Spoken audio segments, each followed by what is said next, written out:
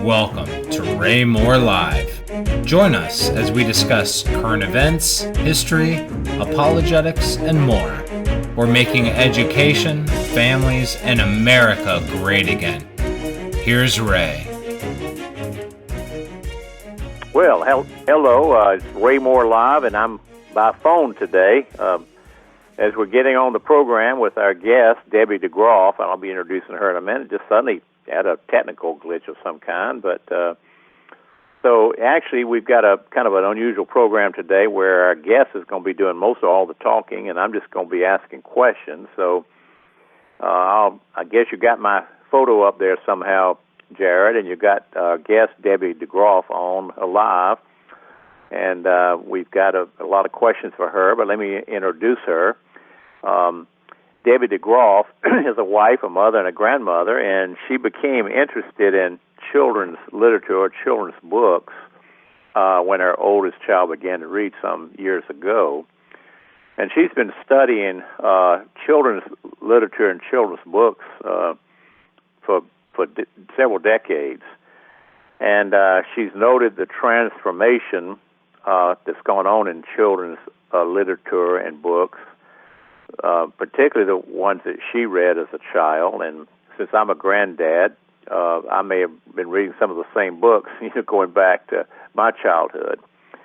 And Debbie's become quite an expert in the issue of children's literature and what has happened to it, what has happened in that arena, and the disaster that's befallen our culture and our children through the corruption of children's literature. And her children are now grown, and she's still passionate about this topic, and she's also passionate about homeschooling. And we got to know Debbie through our mutual friend Carl Priest, who is our West Virginia state coordinator for the Exodus Mandate Project. And he's been making a case, and it's very, very plausible that she's arguably America's leading conservative expert on children's literature. And she's provided us a lot of research and material on her research, and having studied it for some time, it's very believable. This is a problem area, and we're going to discuss it today. And of course, with the Exodus Mandate Project, which is I'm the director of, and also Ray Moore Live, our focus is on the families, on children, on growing and advancing K-12 Christian education and homeschooling.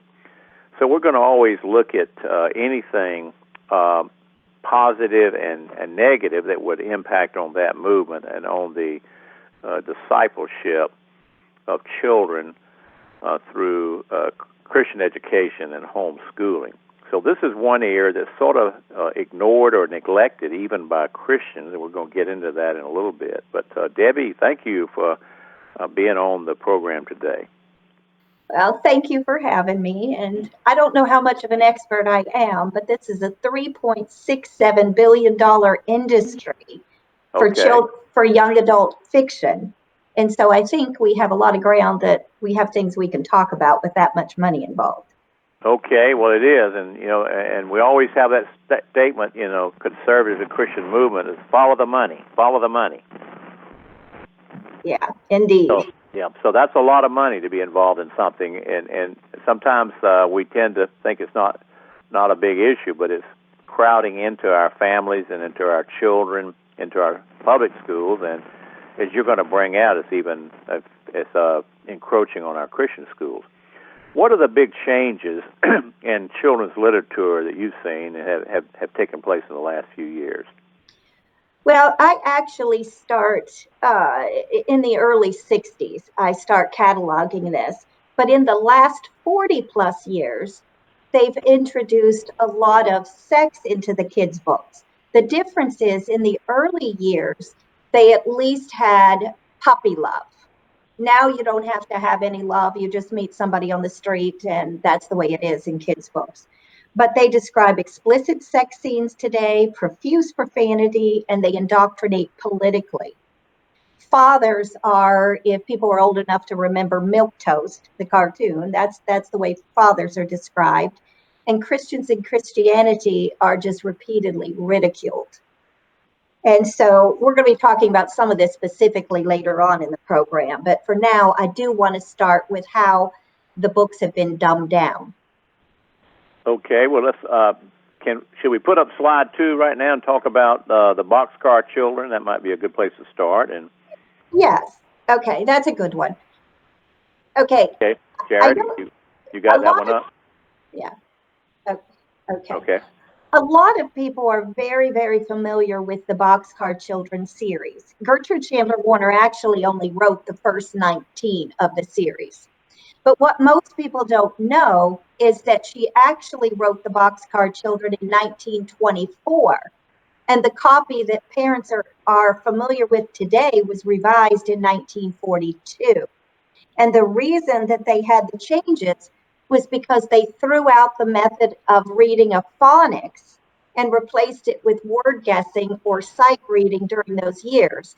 And the kids were no longer capable of reading the original edition. And on the screen, you can see a whole list of words. Those were in the original edition, and they've all been removed from the latter edition because those were not part of the controlled vocabulary of the basal readers at that time. Now, on the chart you have, the original words are on the far left. Help me understand how that chart works.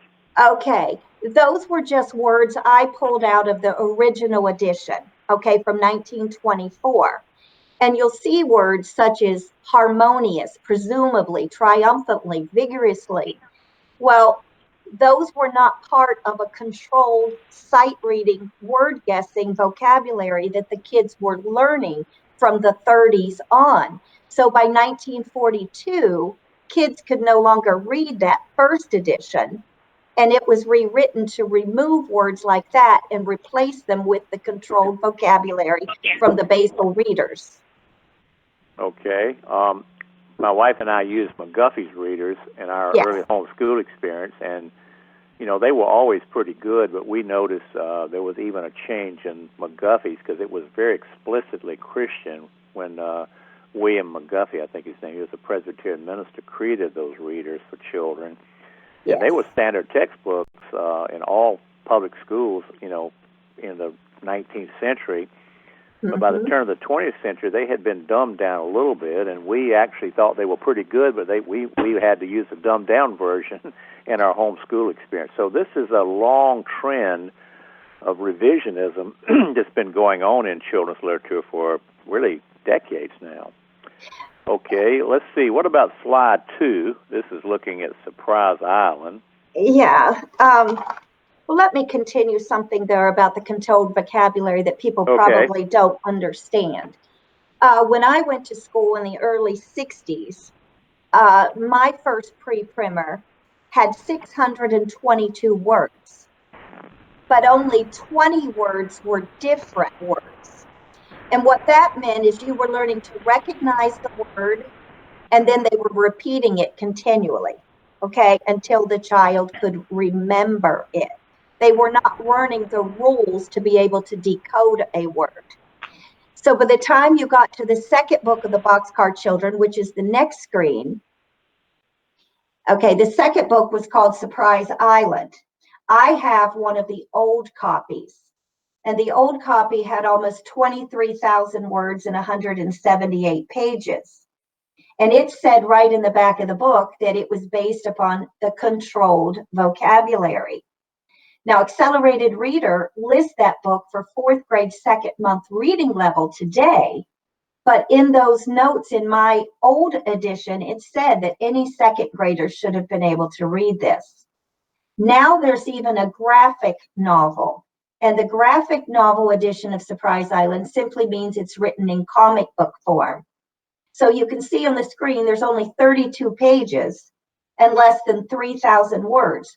So they've taken out 20,000 words, and yet they still have the reading level the same as the original edition.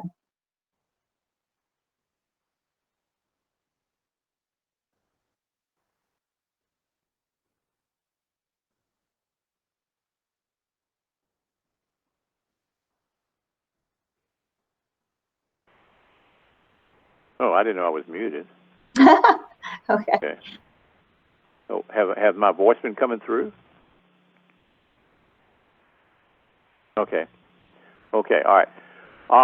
So this problem that we're talking about, the revisionism going on in children's literature and books, has been going on since before World War II, is what you're telling me. Absolutely. Been Absolutely. but it's gotten it's accelerated into moral and sexual corruption probably in the last 10 or 20 years, is what you're going to show us today, right? The dumbing down was going on a long time. You know, Alex Newman and Sam Blumenfeld co-authored a book a few years ago called Crimes of the Educators. Yes. And they chronicled the dumbing down through dropping phonics-based reading for what I guess called look, say, or sight words, and showed how that has dumbed down the population so that it really can't read. So this seems to be part of that. Well, let's take another question. Explain the Accelerated Reader Program, which is implemented in most public schools and even used in some of our Christian schools. Explain what that is and what's the problem with that. Okay, well, I wish we could have about 2 weeks to discuss that, to be honest with you, but I'll try to give it a go real quickly. First of all, the program, in theory, is supposed to encourage children to read more, okay? Anybody can go to the arbookfind.com website and look up a book. Anybody can do that. But only students in the schools that have paid the necessary fees can access their online tests that they have for each of those books listed. And so the teachers can easily monitor the students' progress from that which they like. The teachers don't have to read the books themselves. They don't have to design discussion questions. They don't have to make up test questions. The children take a test online, and then those grades are transferred immediately to the teacher's computer. So it makes it very, very easy for them, which they like. A book on there, if they see a book listed for LG, that simply means lower grade. The interest level is for kindergarten through third grade. If they see 3.6, that would mean the reading level was at a third grade 6-month reading level. So that's how you determine that. But there's how widespread is the Accelerated Reader Program in schools? It's really used pretty much widespread, but there are two that are used sometimes jointly. We'll have to go back to the other screens, Jared. We're too far. The other one is Metametric's Lexile Find a Book, and that is the one that actually would take a whole program to talk about in itself.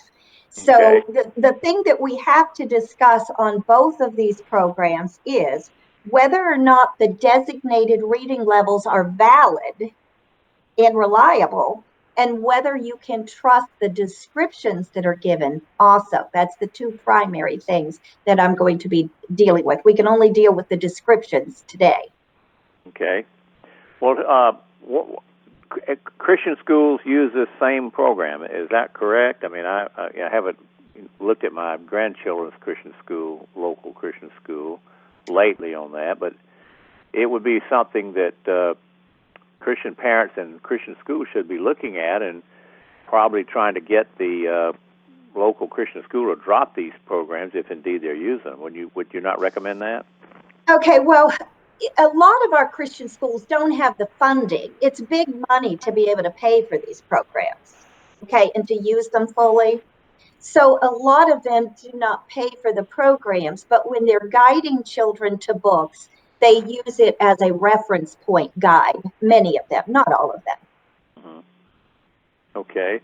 Well, in the homeschool world in particular, there's a whole new series of books that have been brought in. Lamplighter is a very good program, Hamby, and he's brought back all the great children's and Christian literature of, the 19th century, reprinted them. You got the Henty, G.A. Henty series, right? British. So there's a lot of alternative Christian and conservative traditional literature that homeschool kids are reading, and I hope some of our Christian school children as well, and they're just basically opting out of this program. But when you've got 45 million children or more in public schools, they're being really harmed and damaged by this type of literature. And you only got 5%, less than 5% of children that are in homeschool now, and maybe 7% more in private Christian schools. So you can see we're really badly outnumbered, and the culture is really buying into the arguments of the new Christian literature. Talk a little bit about this profanity, and without being too explicit, and some of the sexualization that goes on. Okay, let's go to the next slide. Okay. Okay, this is from Accelerated Reader site, and you're going to see the Adventures of Huckleberry Finn, the unabridged edition. And what I want you to pay attention to is the description. Huck Finn, the son of a town drunk, and Jim, an escaped slave, make a break for freedom down the vast Mississippi River on a raft. The plot contains profanity and racial slurs. That's what I want to address. Because they listed it as profanity and racial slurs, we know those are two separate categories. So we're not talking about the N-word when we're talking about profanity. That would be in the racial slurs. So in the profanity, I've gone through the whole book. There are two words that would be considered profanity in Huckleberry Finn. Those two words are hell. And if you go to the next slide, okay, there you can see that the whole issue of him using the word hell, which is a place, even though it's not capitalized as a proper word, Jim's poster is up as a fugitive slave with a $40 reward. And Huck decides not to turn him in, and he's pretty sure he's going to go to hell because he tore up the poster and didn't turn Jim in. Okay?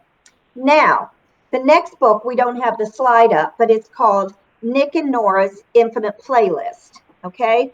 And on that book, in the description, it mentions nothing of profanity whatsoever. However, there are 278 F-word variations and over 150 additional swear words, which include 33 hells. One page alone has 26 F words. So all I'm trying to show you here is I'm not trying to tell you the merits or non-merits of either of these books. What I'm trying to tell you, if you're reading the description as a parent, you think that Huckleberry Finn has profanity because of these two hells.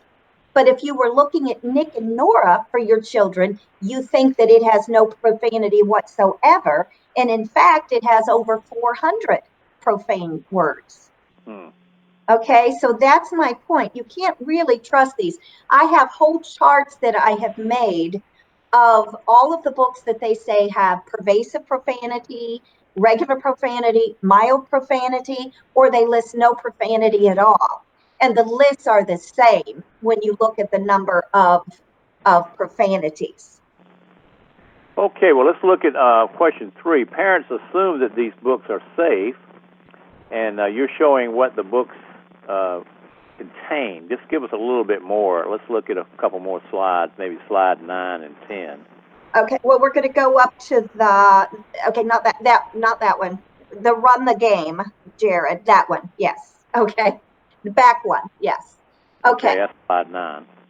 Okay, this is a really important one, because I want you to first of all look at the right-hand side of the screen where I have the red arrows.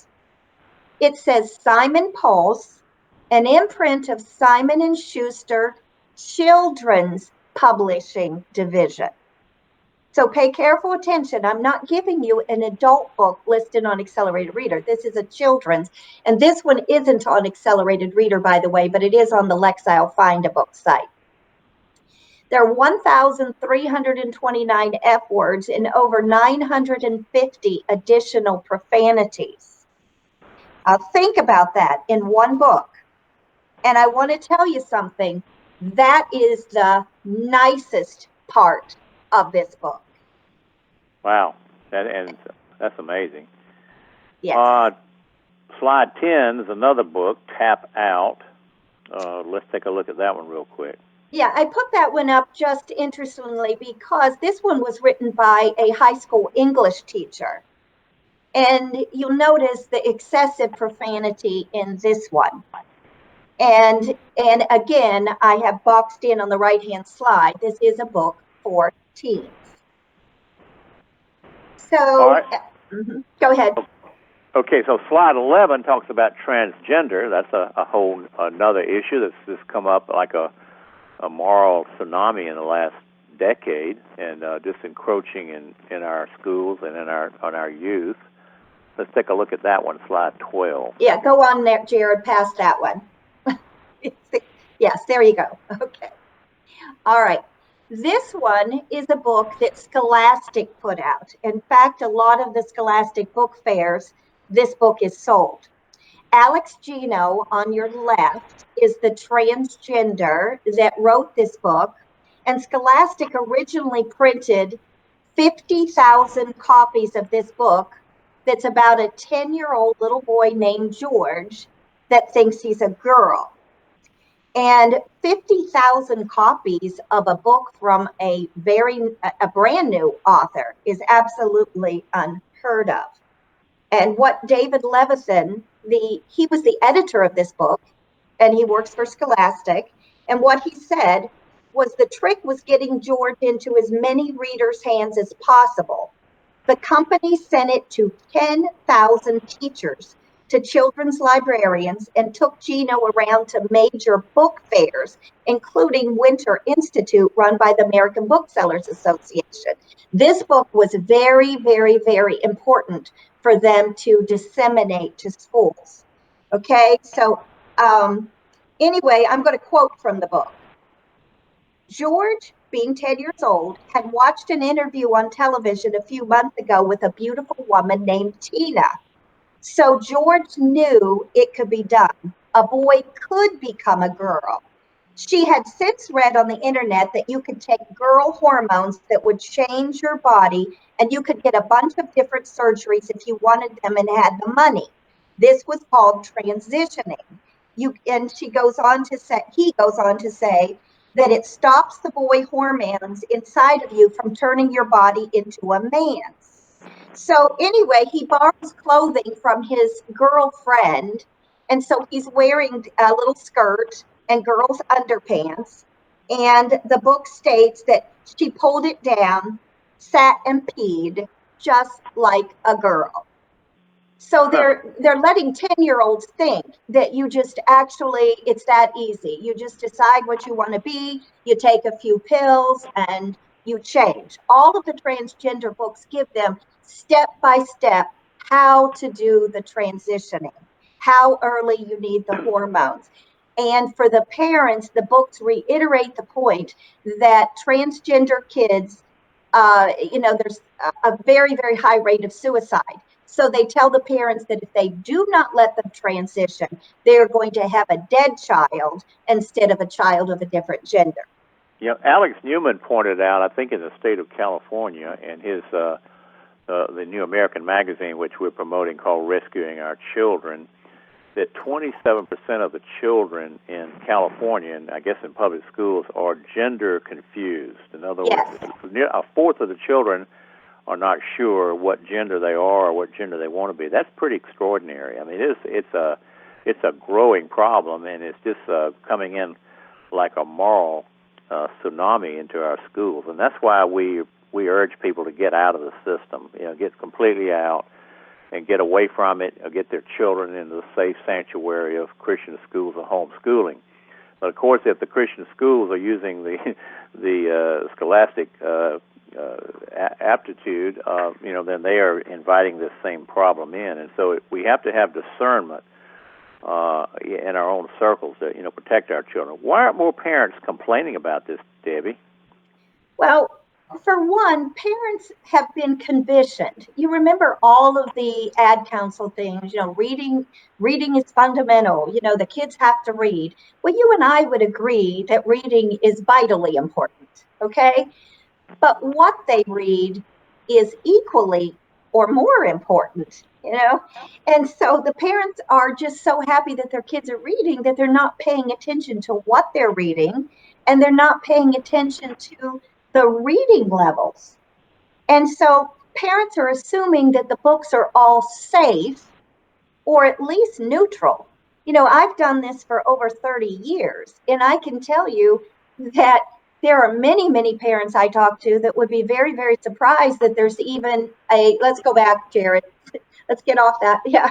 Okay. Yeah. You can go forward one. And you go forward another one. And another one. Yeah. Okay. There we go. And, you know, so what happens is they don't want to take the time of their already busy schedule to just keep reading all of these books. It's easier just to pretend that they're neutral or safe. They don't even know that there's a cuss word allowed in a kid's book, let alone I have one fiction book, Simon Schuster Children's Division, that actually lists the website to 2 real porn sites. Wow, wow. Well, you Yeah. know, part of the failure is in our churches. The pastors are failing in most cases.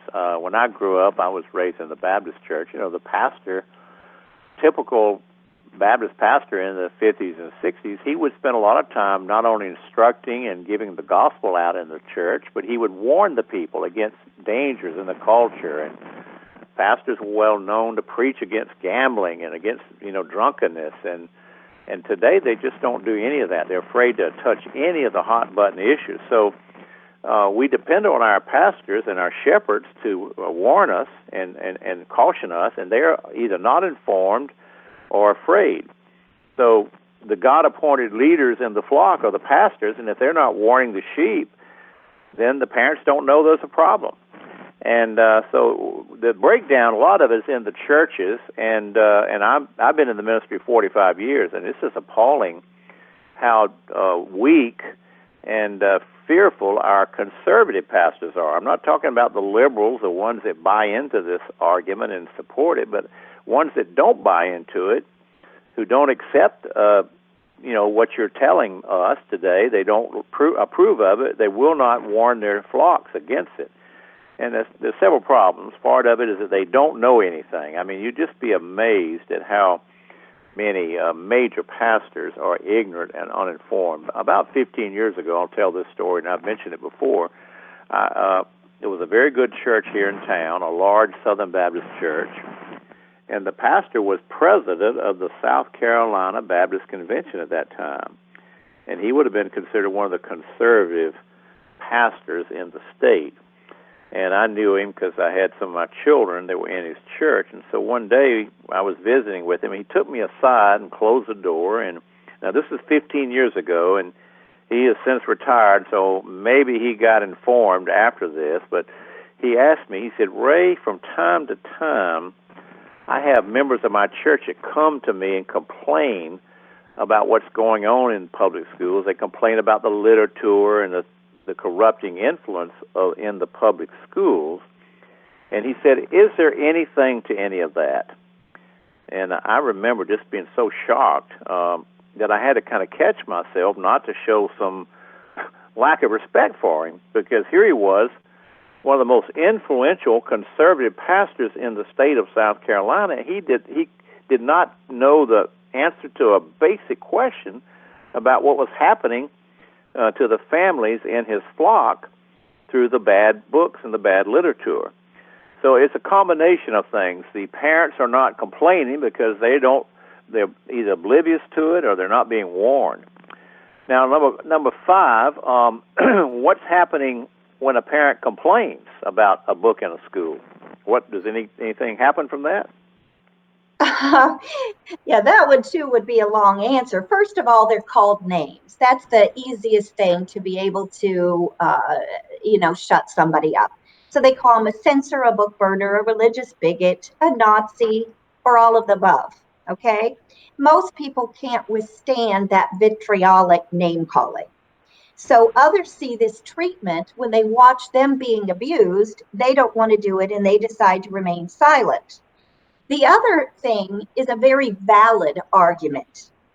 What happens is the parent, for example, they'll listen to me speak and they'll find some sensational passage. And they will not read the book for themselves. And they go in and they'll say something about that passage. And what the other side does is they say, well, have you read the book? And if they say no, then they tell them they're taking it out of context. And so they're already neutralized at that point. If it is let's go back. Yeah, go back to where we were. Okay. So anyway, what happens is if it's a book that really, really makes people upset, they'll bring in the ACLU or the American Library Association people, and it becomes a banned book issue and a censorship issue. So you're not allowed to talk about a book. If I come in here and I say, Ray, at your particular school, you've got this book on the shelf and it has this in it. Okay, you would listen to me being a Christian man and not wanting the kids to have that. But in a secular situation, all they do is, oh my gosh, you're a book censor, you're a Nazi, you're a this or that. Well, I'm not any of those things. But they don't listen. As soon as they target it and turn it to that issue, everything is a done deal. We're allowed to complain about other things. If I think you should have air conditioning in your classroom and I come to complain about it's too hot or too cold or whatever, nobody says it's a censorship issue. Right. So we've got to be allowed to voice this. And the point that I want to make, and this is something that I don't know how to overcome. I've never known how to overcome it.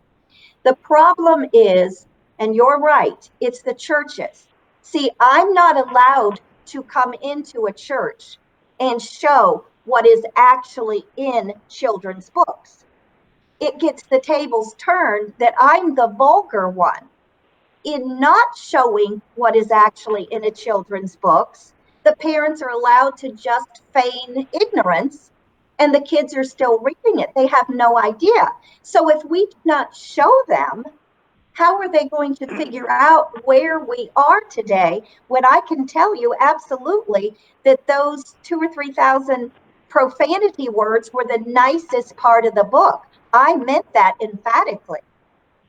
Recently, we had a retired public school teacher that called in as a result of our program, I think, a couple of weeks ago, and he had worked 20 years in Ohio public school, and he was a Christian, and finally he was opposing things, and he just couldn't take it anymore, and he left. He worked 20 years, and he had a responsible position. He was a teacher and a administrator, and he's in an evangelical church, and he's trying to warn the people in the church who have kids in public school what's going on in the schools, having worked there 20 years. And he said, Ray, I'm just amazed at how they don't believe me. They think I'm making it up, and I work there. So there's a kind of a element of denial going on in the churches. There's no warnings going out, and so the pastors are not warning the flock. They're not taking care of the children. And I'm speaking generally speaking now. There's many wonderful exceptions to that, but we found only about 10% of the conservative pastors support us. So they're not being warned. The pastors are not warning. Part of the main job of a shepherd or a pastor is to warn and to admonish, not just to teach and to give positive lessons and messages, but also to give negative messages.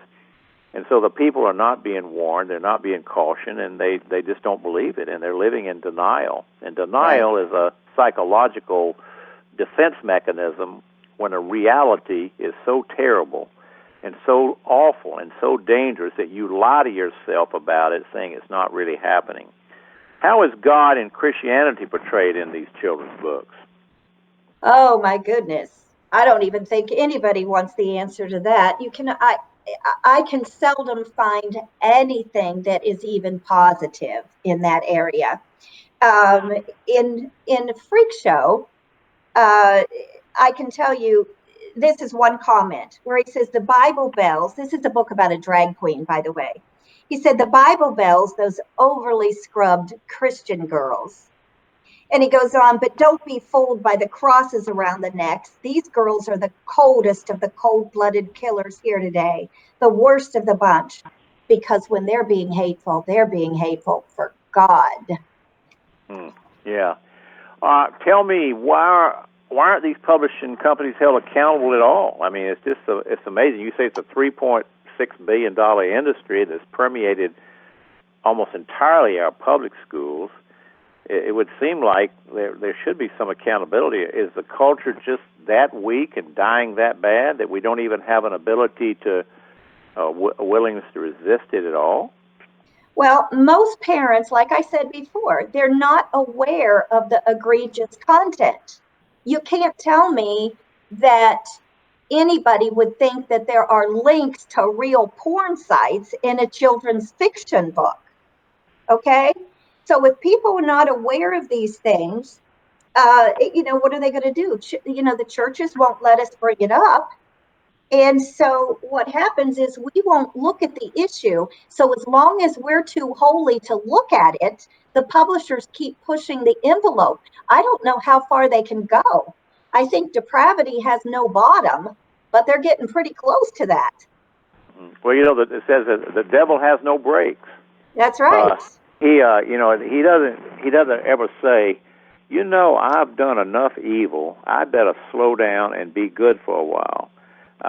If I don't slow down and stop doing all these bad things, the people are going to wake up, and so I'm going to play it good for a while. He doesn't do that. He has no capacity. Satan has no capacity to do anything good, and his evil will just accelerate. So we're seeing now LGBTQ coming into our schools, but they'll be pushing pedophilia and bestiality and all these other sins that are condemned in the Bible soon. There's no limit to what the depravity will do. And maybe you could, I guess that's one of the questions, maybe you could comment on that. Well, that's absolutely true. And I think the biggest point I could make right here is that children, if you have a textbook, yes, that's bad enough if you have something that's, blatantly propaganda or filth or whatever. Okay. But it's just there written. Okay. The child has no bond with that statement. But when you're dealing with a children's book, they develop an affinity with those protagonists. So if the protagonist is depraved, if they steal, if they lie, if every other word is an F word, they justify whatever that protagonist does, because that actually is like becoming their friend. So the children are actually absorbing ideas that are in antithesis to anything that a Christian parent has taught them or that they're learning at church. And because we will not look at this and face what the kids are really seeing, and we ignore it, the kids aren't going to talk about it. They're not going to come to you and say, hey, look what I just read in this book. Hey, look at the porn site I just went to see. Right, yeah. And children's literature has a great impact on children's future. I'll tell you a little story. You probably know this story. Ronald Reagan, when he was 11 years old, he came from a broken home. I think his father was an alcoholic, but his mother was a very dedicated Christian and loved the Lord, and she took him to church and taught him the ways of the Lord. But he had a kind of a dysfunctional family. And when he was 11 years old, he came across a children's book, a Christian novel, called The Printer of Udales. And you can actually look this up on the Internet. And it was a story of a young boy. It was a Christian book, a Christian novel, literature, the kind of literature you're talking about today, but only it was a good book and a good literature. And it was a story of a young boy who had a similar family as Ronald Reagan. His father was an alcoholic. His mother was a Christian. And he went off to another city to work for a printer. And he was apprentice, and he was dedicated to Christ, and he lived well. He did well. He was very successful. And he had his boss was a Christian who mentored him and taught him the ways of the Lord. This is all in the novel. And then he married the local girl who came from a very, very good family, and they were married. And then he cleaned up the town. I guess there was some corruption, political corruption in the town, and he ran for office, and I don't remember all the details, and did some things to make the culture better. And then the end of the book is him and his wife are kneeling in prayer or something like that, and he announces he's going to Washington, D.C., and going to do something like that in Washington, D.C. And he was just a young man, but Ronald Reagan read that book as an 11-year-old boy, a 11-year-old child, and he announced to his mother, he said, someday I'm going to be like the printer of Udell's, and I want to be baptized and join the church. Wow. And even as President of the United States, he made reference to that book a number of times, and it's not well known. And so here was a children's book that had tremendous impact on our future president. So can you imagine what these bad books are doing to our children? They're leading them astray and harming them and causing them to have a distorted view of their future. And so children's literature and children's books have a wonderful history in our culture, in our nation. As I mentioned, we raised our children on McGuffey's Readers, and they were the ones, I think, that were even revised. They were still pretty good in around 1910. Well, what can parents do to protect their children? Well, first of all, they actually need to begin reading the books that their children have before they read them. Now, some books are actually written very well, and they might have a point of view that you disagree with on a particular issue, but maybe the author's right. Maybe if you and your child sit and research that particular issue, maybe you'll find out that the author is right and you were wrong. But if it's propaganda, this is your opportunity to be able to show your child just what is wrong with that thought. And then the next time that they're confronted with that issue, they're going to be strong in what they have already learned from the time that you spent with them. Now, I'm not talking about reading everything with porn and stuff like that. I'm talking about something that's otherwise, a decent book. What's happening in our libraries? I know a lot of people, go to library readings and things like that. Are libraries helping or hindering this process? Oh, my goodness. First of all, librarians, one thing that people need to look at is the library's process of weeding books. Trust me, if we were book censors, we would be in way back of the line. They're way ahead of us. Okay, so that's one thing. But there's so much debauchery. Of course, everybody is hearing about the drag queen story hours. Okay. And in 2015, Michelle T., and we can go down to that screen, it's probably the last one, Jared, where she has a car. There's a picture of a woman on the right and a book of a car. Just keep going way down to the end. Yeah. Way. There you go. It was back two more. There you go. Okay. In that particular one, she's written a book that's not due out till February of next year. But you've got that slide up, Jared. That's slide 25. Okay. Yeah. Okay, but she is the creator of the Drag Queen Story Hour. And if you want to understand that, you need to look her up and actually research her for yourself. But the push for turning children into drag queens didn't start in 2015. If you can, I want your listeners to go to YouTube and Google the Club Kids. The Club Kids were paraded on all the talk shows, Joan Rivers and Geraldo and all of them in the early 90s. And James St. James and Michael Alig, they were leaders of the Club Kids. So they're on all these programs dressed in drag. Okay, it was a really big thing. Well, Michael Alig eventually murdered his drug pusher, hacked him up in the bathtub, and threw the pieces into the Hudson. Okay? So James St. James wrote a book about that, an adult book, not a children's book, called Disco Bloodbath. And it was later made into the movie Party Monster. So after that came out, Dutton Publishers, which is not a little publisher company, they came to James St. James and deliberately asked him specifically to write a book about drag queens. So that's when he wrote Freak Show, which was the book I told you about with the Bible Bells being so hateful because they're being hateful for God. Okay. So now Michael Alig is out of prison.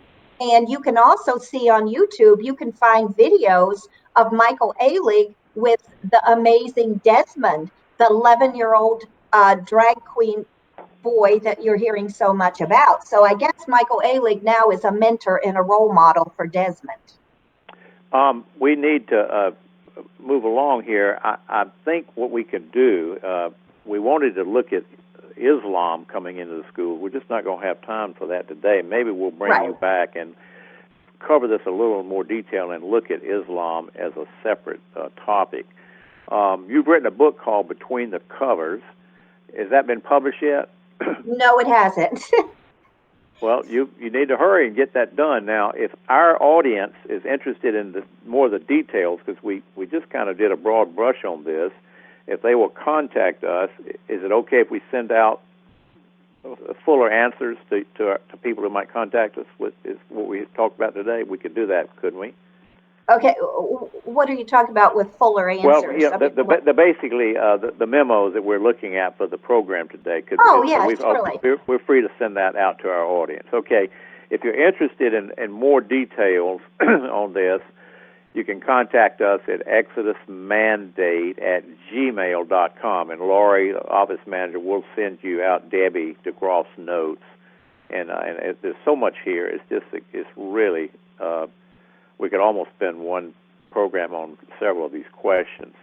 All right, so you're going to be publishing a book at some time in the future, and I think this is an important thing for you to do. And you could self-publish. Amazon has a program now where you can just publish a book, and you can publish 100 copies, and then and do it on a demand basis. You don't have to print 1,000. So this is something that needs to get into print. Do you travel and speak to groups? And I know you probably do some programs like we did today. Well, I'm always willing to share with others. The one thing is, if I'm going to a group to speak, I mainly like to keep it to one issue that we can really address for at least a couple of hours, so that when the listeners leave, they actually understand that part, because each part builds upon the other. Okay, well, we still have about 5 minutes, and we have some people on the call, and let's get a little feedback. And here's your chance to ask Debbie some questions. And we didn't even touch on Islam, and it's coming into the schools in a very, very big way. And we mentioned LGBTQ. It's certainly a pervasive problem now in our schools, and we mentioned that in passing. So this is a extraordinary problem, and it's part of the corruption of our youth in K-12 public schools. And like I said, we got 5%, less than 5% are in homeschooling, and they probably use G.A. Henty books and Lamplighter, and there's so many good curriculum out there for Christians. And I believe Lamplighter has republished that famous book that I mentioned, The Printer of Udales, which influenced Ronald Reagan as a 11-year-old boy, and maybe contributed to him being president too. So children's literature can be very impactful for God and for evil. And so right today we've looked at the impact that it's having for evil, and a society that tolerates this very long can't survive. Jared, you got a question, or somebody else on the line today?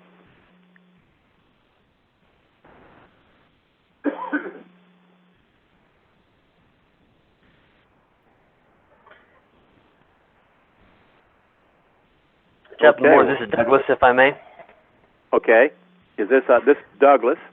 Yes, sir. Douglas Petersman. He's working on a PhD in education at Regent University and homeschools his children.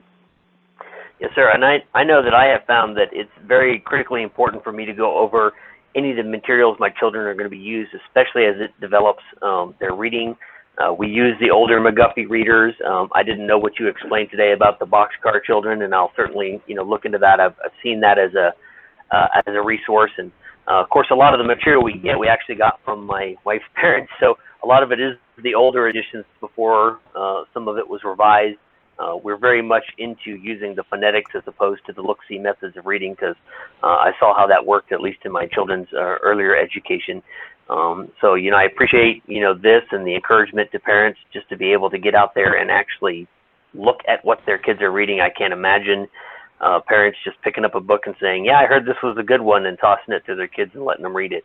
It's just, it kind of blows my mind, but I know that in today's world of everything's busy, that seems to be the trend is, let the kids do what they're going to do and read what they're going to read, find what they want to find on the internet without a whole lot of parental oversight, which, of course, I think is one of the most detrimental things that we can do for our children as it relates to transferring our faith tradition to them. So thank you for bringing all this up. And as much as I wish I could say that some of this shocks me, it kind of really doesn't. So I know that wasn't a question, but I just wanted to thank you for bringing these things to our attention. I think 20 or 30 years ago, when I was a child, if the educators tried to do this, they would be prosecuted and could go to prison for it. But today, if you complain, you might be in trouble. So we've had a real turning of the tables. All right, thanks, Douglas. Anybody else? I see Pastor Mike Spaulding is in. Maybe he has a question or comment.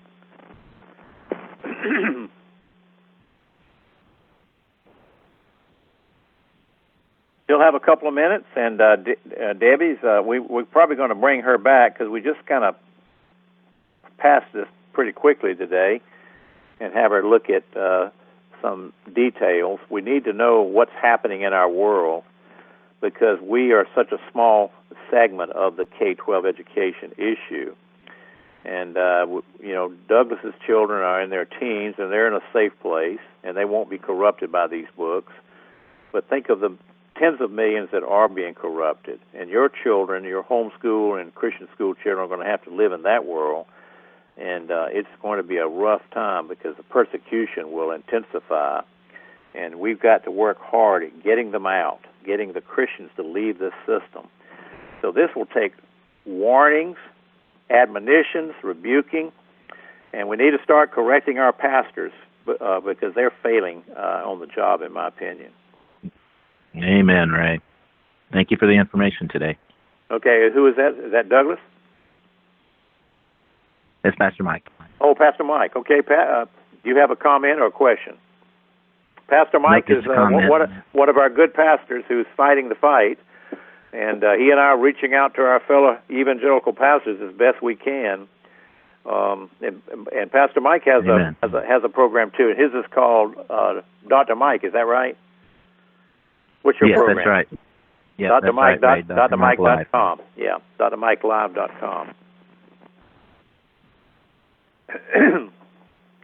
Okay, well, this is an important thing, and praise the Lord for Debbie McGroff because she has spent 30 years on this and has studied it, and she's got the facts, she's got the details, she's got the skinny on it, and we do need people like her in different areas of life of the work to be concentrating on certain areas so people can be awakened because this has come up in Debbie, you say it's been going on about 30 or 40 years, pretty seriously, since before World War II, but it's really accelerated in the evil that they're doing, probably mostly in the last 10 years, last 20 years. No. No, a lot longer than that. A lot longer? Yeah, it's actually started after the Kinsey issue, after all of that changed and was introduced that they taught that children were sexual from birth. Okay, so yeah, by the early 60s, it was already a great changes in children's literature. In the early 50s, you're saying? And well, mainly in the early 60s starting. Okay, in the early 60s. So, and sometimes Christians wake up, 20 or 30 years later. We're kind of like Rip Van Winkle. He went to sleep for 50 years and woke up, and so we're not very good at waking up quickly, and part of the reason is the pastors are not warning the flocks. when I grew up in the Baptist church, boy, I mean, the preacher, he could really go at it on a Sunday and, warn people about sin and about evil and things that were going wrong. And just as a pattern, most of them don't do that anymore. And so we don't protect our flocks and our children very well. All right, well, we're out of time, Debbie. We're going to probably bring you back. I'll have to kind of look at the schedule, but thank you for this, and we will make your notes available if someone asks us for them. All right, let me close this in prayer. Father God, we thank you for Sister Debbie McGroff and the fact that you've raised her up to study this issue and this problem. We doubt there are very many others quite like her. They've gone into such detail and have examined it so fully. And we thank you for her ability and desire to do that so that people can have the facts on this important topic of children's literature and children's curriculum. And we pray you'd bless her, and as she's looking to do a book on this with her research, we pray that you'd bless her and help her to bring that to conclusion and to fruition. And we'll give you the thanks and the praise in Jesus' name. This is my story, and I'm sticking with it.